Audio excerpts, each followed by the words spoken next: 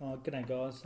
Today we're just going to have a look at question number 8. So here we've got a mass which is 2 kilograms, rotating end of a string 1.5 meters long and has a linear speed of 8 meters per second. So obviously writing that information down is really important. So if we go into here, the radius is equal to 1.5 meters. The mass is equal to 2 kilograms and the velocity equals 8 meters per second. So the first question says find the period of rotation. So part number 1, obviously we know V is equal to 2 pi r all over t. So therefore if I rearrange that, t is equal to 2 pi r over v. So we can substitute that into the equation, and that will give us 2 pi times by the radius, 1.5, all over the velocity, which is 8. So if I go and put my calculator, so we go 2 pi times by 1.5, divide that by 8, and that will give us our answer. So 1.18. So that's equal to 1.18 seconds. That's what we measure period in. Right, part 2 of that question says how many revolutions will the mass make in 1 minute? Okay, so part 2, obviously a minute 60 seconds divided by 1.18.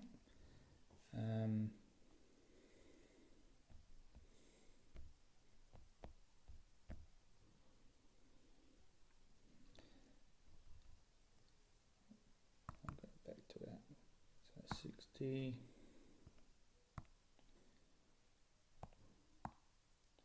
60 divided by 1.18. Can't type.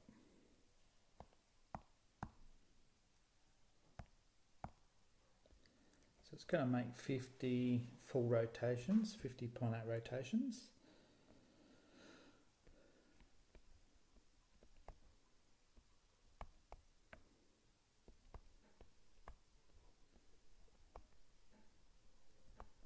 Right, so that's that bit there. What's the centripetal acceleration of the mass? Part 3. Right, so A is equal to V squared on R. So that would be equal to 8 squared on R, which is 1.5. And you can work that out. What is the tension on the string? Well, the tension on the string is going to be equal to the centripetal force, okay, because they have to be the same. So that's equal to mv squared on r. So that would be equal to 2 lots of 8 squared all over 1.5.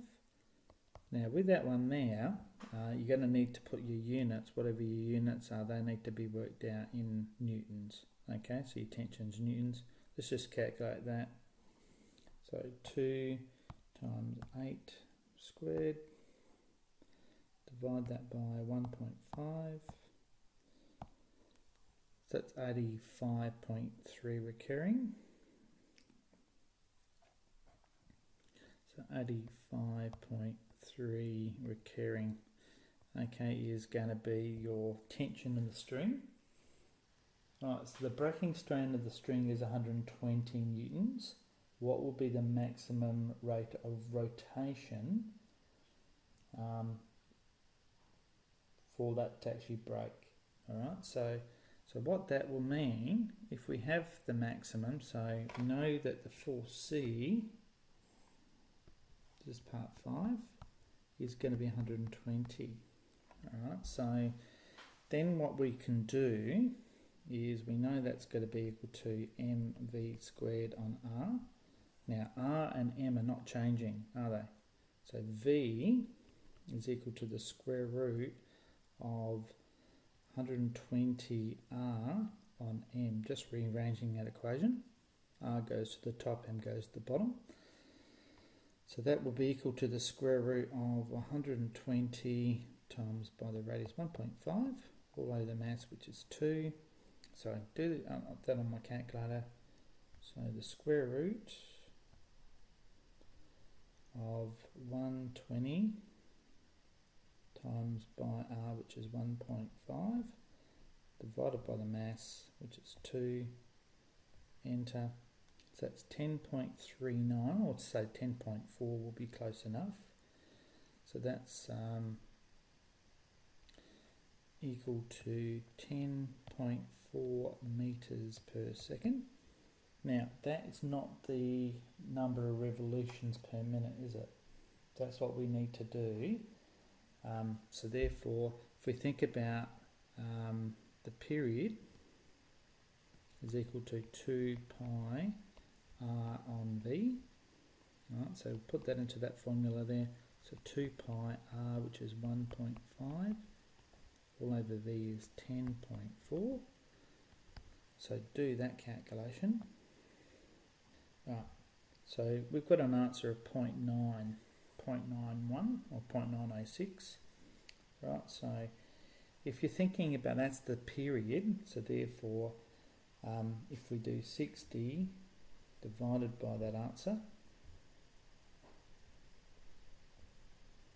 so it's going to give us 66. So we're going to have basically for here, so period's equal to 0.906 seconds, so therefore the revs per minute, rotations per minute, is going to be 60 divided by 0.906, which is going to be 66 RPM.